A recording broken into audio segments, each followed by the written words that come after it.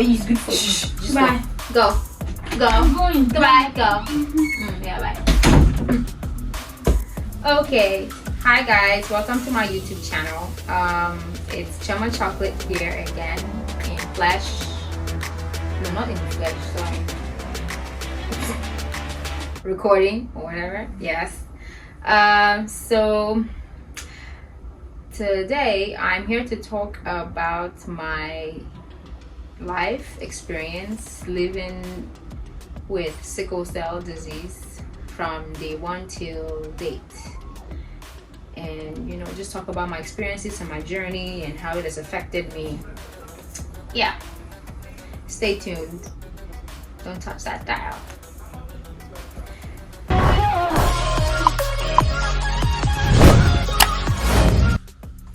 Welcome back to my YouTube channel. So it's more like story time. Okay, story.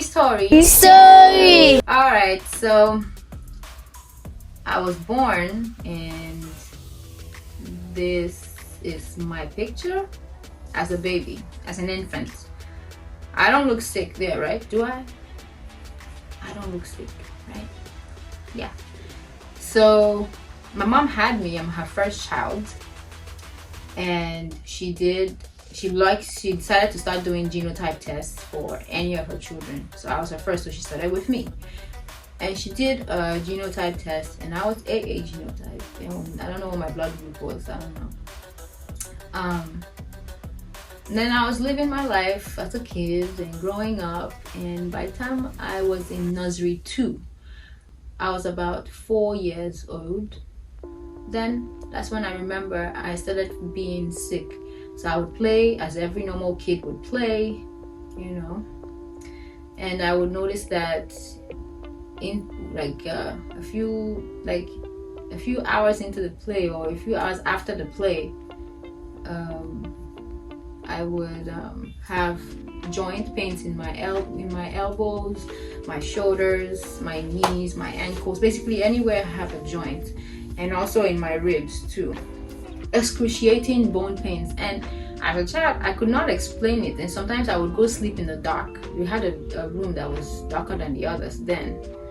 Somewhere, we used to live in Egbeda at that time, Akowonjo, Egbeda area in Lagos. So yeah, and then it just got too much, and my mom was like, you know what, let's go back to the hospital where I had you, because that's where I did your genotype test and all that stuff. So they ran another test, and they said, Madam, your child is sickle cell. She has sickle cell disease. She's SS. And she's like, Guinea, like how? Guinea, are you okay? What did you say? But you told me that my child is AA. I mean, you did a test. Do it again, my friend. Because so they did the test again, and it came out the same thing.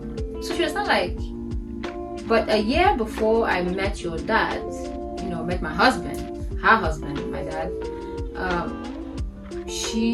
they told her she did her own test, her own genotype test. Because I implore you guys, every black woman and man, young black woman and young black man that is of childbearing age, please get your doctor to send you for a genotype test. That way you know what you are, and that way you know how to select or pick up a potential partner that you would have kids with, because you don't want your children to suffer what I've been suffering for years. So they gave her someone else's results saying that she was AA. So when she met my dad already knew he was AS. So she's like, well, I'm AA, and you say you're AS. Well, it's okay to get married. They should have done a retest if they knew this would happen. Well, they did not know, because men are not God. So then she was like, okay, if my child is SS, that means there's a mistake here. So she went ahead and told them to do a test on her, and they said, Madam, you are AS. She's like, hey. She cried and she wailed. I kept being sick, and she just could not explain. It was not malaria. It was not typhoid, it was not anything. So what was going on? So yeah. So ever since then, I've been in pain, living in pain. And this pain, it feels, let me explain it. The pain feels like it's as if someone is using a chisel and hitting it with a hammer and driving it through my bone, and then using a drill to screw out my bone marrow. That's how it feels. Bone deep pain. To the point where if I go to the hospital here, in the emergency room, they think I'm a druggie. They think I'm there to just get medications, to just get high. My dear, I'm in the science field or in the healthcare field. I know what these medications can do to me neurologically and in my liver. So I'm very careful with the things I take. But then when I'm there to, for them to treat me, they just look at me like some person who is there to get drugs. To the point where morphine IV medication, at some point my body grew resistance to it. Like it was so used to morphine that morphine could not help me in my pain. They said that then they went ahead and gave me Dilaudid, which is the big boy when it comes to narcotics, pain medications. Most times it would not work, so they would have to put me on a PCA pump. A PCA pump is like an IV pump where on intervals, like say every 5 minutes, it will push like say 0.1 mils or milligrams of that pain medication into my system to help with pain control. But still, the pain will still be there and just go whenever I decide to go. And I've heard people say, don't worry, when you get to 21, when you're 21, this thing will stop. That's the myth around it. No, you guys should stop saying that, because you're only going to make people keep wishing and hoping that it would stop when they become 21. When I was a little girl, they would always, don't worry, Choma, I'm speaking over it. Choma, meaning Choma, it will stop, it will all end when you're 21. I'm 27 now, and I still have painful crisis. And sometimes when I'm in pain, I'm lying down in pain, I'm tearing, like crying, and all I can do is wish for death. I'm done with this. Nothing can help me. I'm done with this. I don't want to live anymore. Like, when you're in so much pain and all you can do is just wish to just close your eyes and it's gone. That's my story. And these days I'm very careful not to say it around where my mom is, because she gets heartbroken. She's like, if you say that, I will kill myself for you. I've Nigerian mothers. So this thing has affected me in school. In my nursery school years, when I first started, from kindergarten to nursery school, I used to take first position. By the time this thing started, my first bad result was I took 6th position in a class of like 25 pupils. And then it got worse from there, because it was affecting my education. I would be sick every single time. My cousin started calling me 1 week, 1 trouble. Meaning every other week I would fall sick. And sometimes I would sleep, and in the middle of the night at 1 a.m. the last time I had this one, in the middle of the night at 1 a.m. this was in the US here, I couldn't breathe. I was like, I couldn't breathe.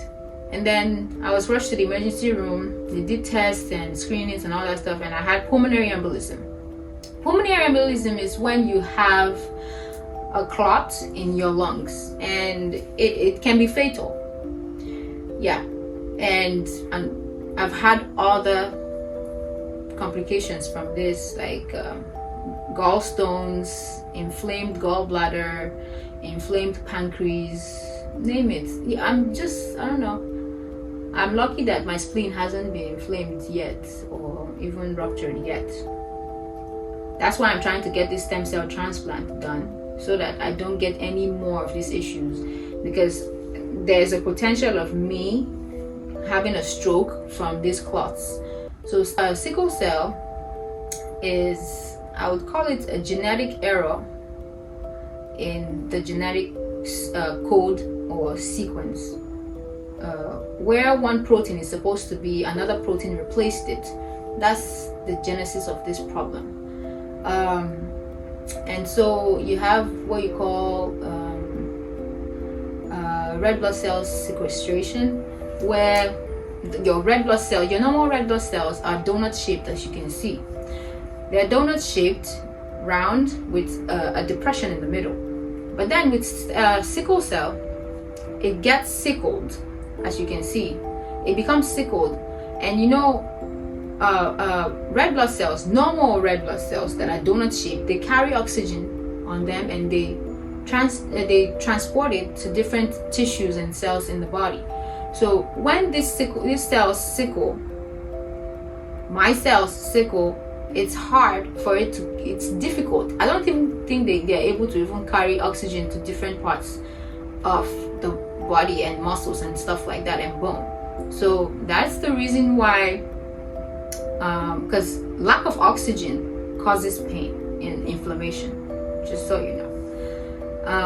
So usually when these cells sickle, as you can see here, when these cells, you can see those sickle cells, they form clots.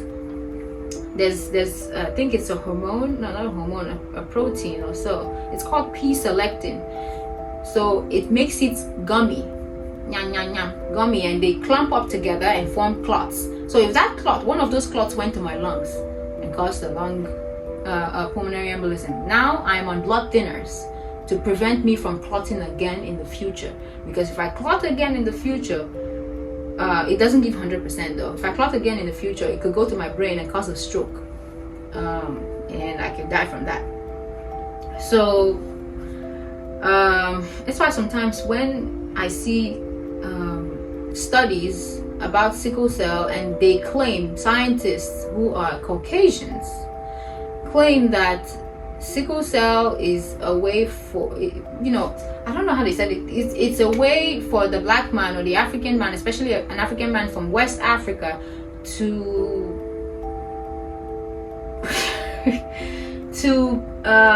avoid dying from malaria. So basically, I mean, you guys have heard this before, I guess, when they're like, oh, people who have sickle cell, because of their blood is sickled and stuff, they barely die from malaria. Meanwhile, the ones that are AA genotype, that have premium blood, which is what I call it, they can easily die from malaria. But I now think back, as a child and growing up when I was still in Nigeria before I came to the US, I've had malaria multiple times. What are you saying? I've had malaria that has put me down, that has even caused a crisis for me. So sometimes I'm trying to understand the rationale of their study, and I just feel like there hasn't been much research when it comes to sickle cell disease. I don't know if they've actually called people who have had it for them to explain how they feel and the aura they feel, because there's what you call aura, A-U-R-A, and aura is that feeling that you have when you're about to have like a seizure. People that usually have seizures. So for sickle cell, I think there's what you call a crisis aura, that I can feel I'm about to be sick. I've not entered the pain level yet. I'm not in pain yet, but I can sense that I'm about to be sick. I've never seen that in any news, any research report or research study. I've not seen any of that, and the sensation and the pain that people usually have. That's why usually when I go to the emergency room, it's as if I'm teaching the doctors how to treat me.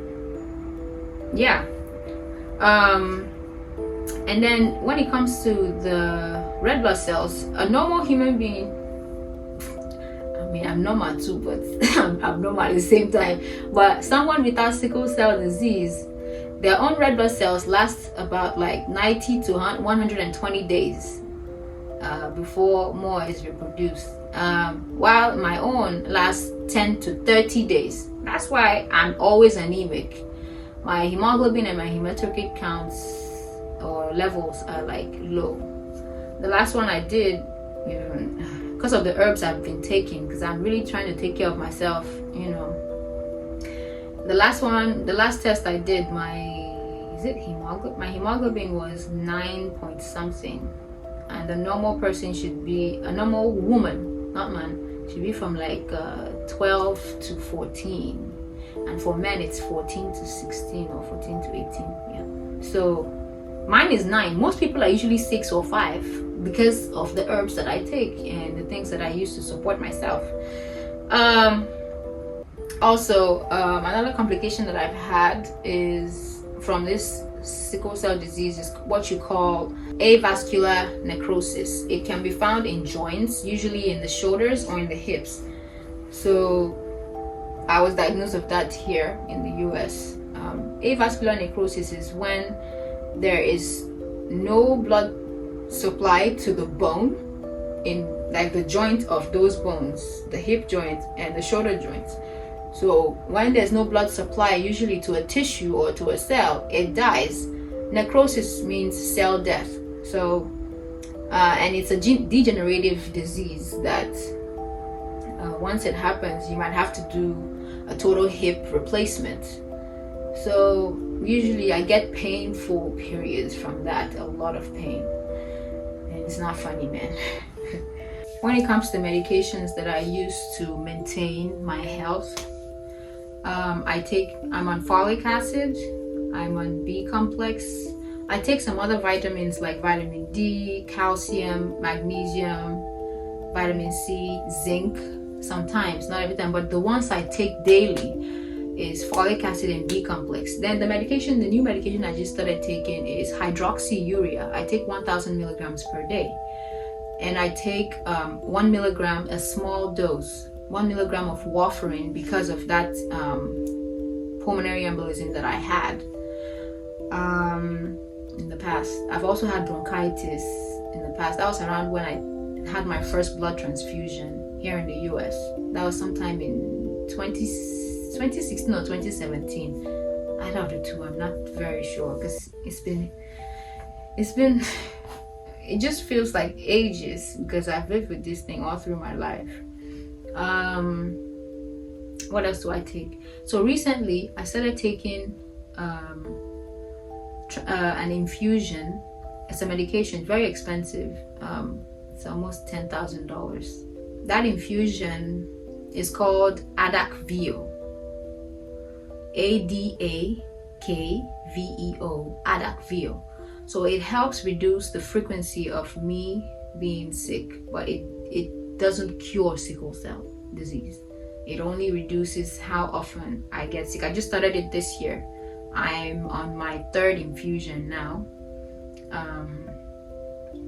And I thank God for this year so far. I've been able to, the last time I was sick was April 2022, towards the end of April and the beginning of May. I was in the hospital. That was the last time I was sick, very sick. And yeah. So also, it's difficult for them to assess my peripheral veins. So I had to get a port. This is a port, so let me come closer. So this is, under my skin here is a Mediport. It's made of titanium and it's covered, on top of that titanium, there's a rubber material, plastic, mostly you can say rubber, over it. So I had to undergo surgery to get this done. I did it like about 2 weeks ago. With this, they can assess this since I barely have any veins in my hands, and the Americans would rarely want to pull blood from my feet, the veins in my feet.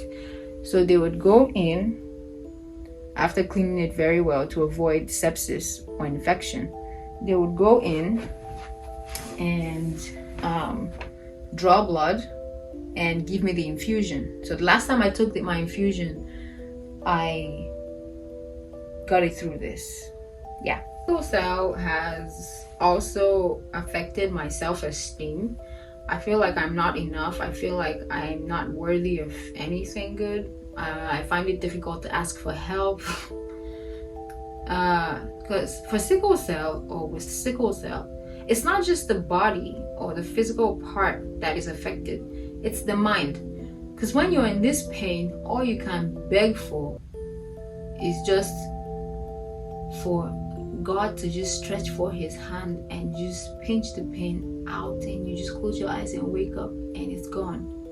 But when we realize that that's just a fantasy for us, I mean warriors, when I say us, warriors are sickle cell patients. When we just realize that, yeah, right, it can't happen, we just wish that we can just close our eyes and just not exist anymore. Yeah, it affects us emotionally, mentally, like, total some of it psychologically. So sometimes I feel I'm not enough. Sometimes I feel I don't deserve anything good.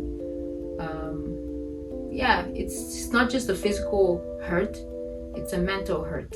It affects everything. It affects your spiritual part too. At some point, I got tired of praying. And my prayers were only tears. I would just look up to my ceiling and I'd just be crying because I didn't know what else to say again. The only prayer I knew how to say was, by your stripes I am healed. Lord Jesus, by your stripes I am healed. That's like, at some point I was tired of everything. But I'm still holding on to strength and believing that things would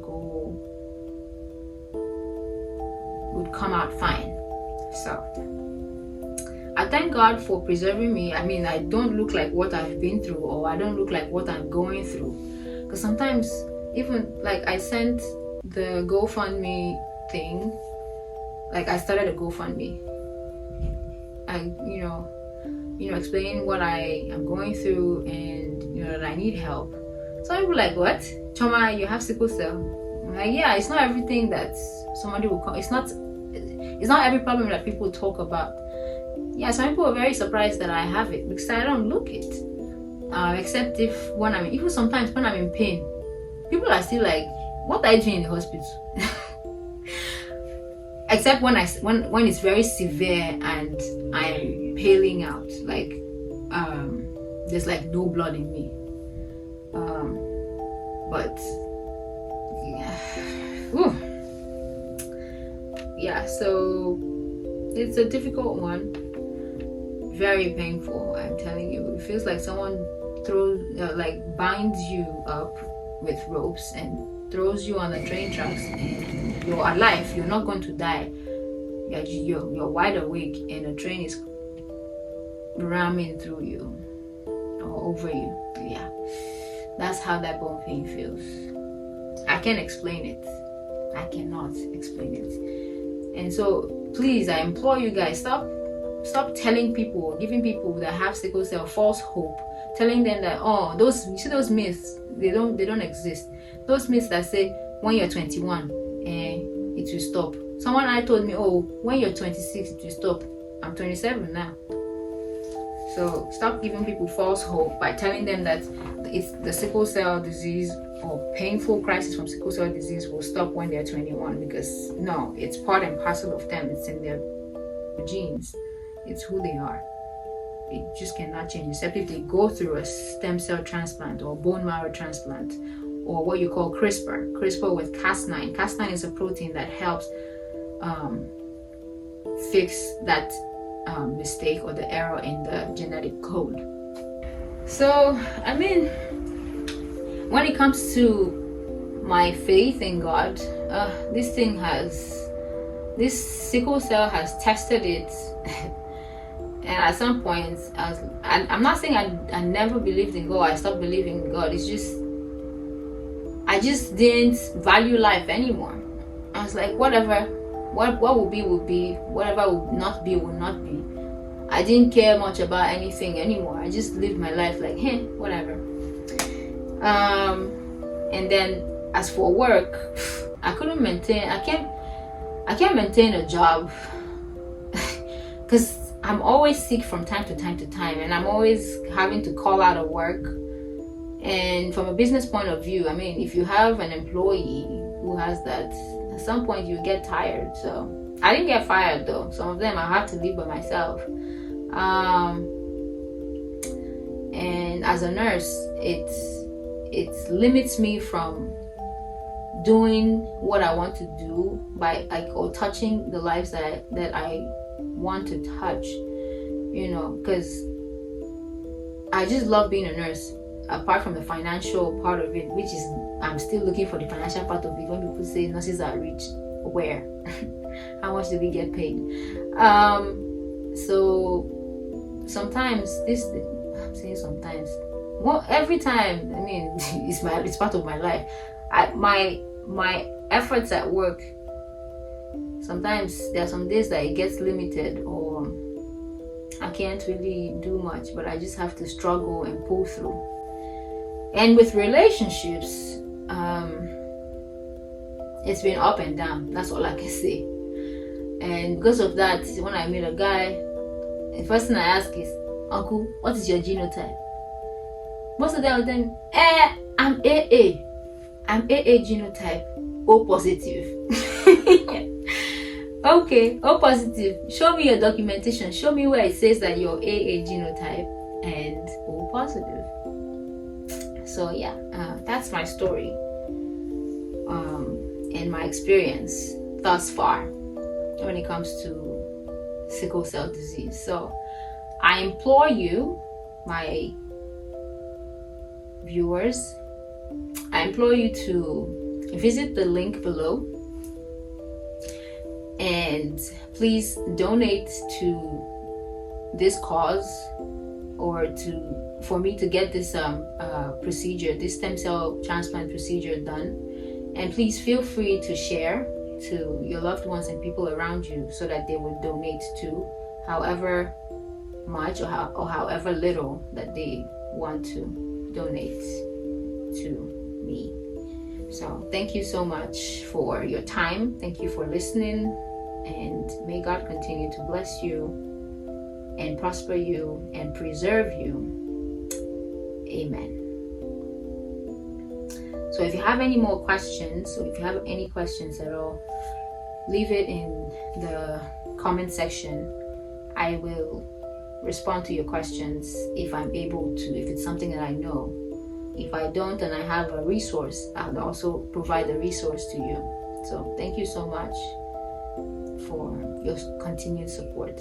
Thank you. And so don't forget to like, subscribe, and turn on the ding ding ding ding ding button, the notification bell.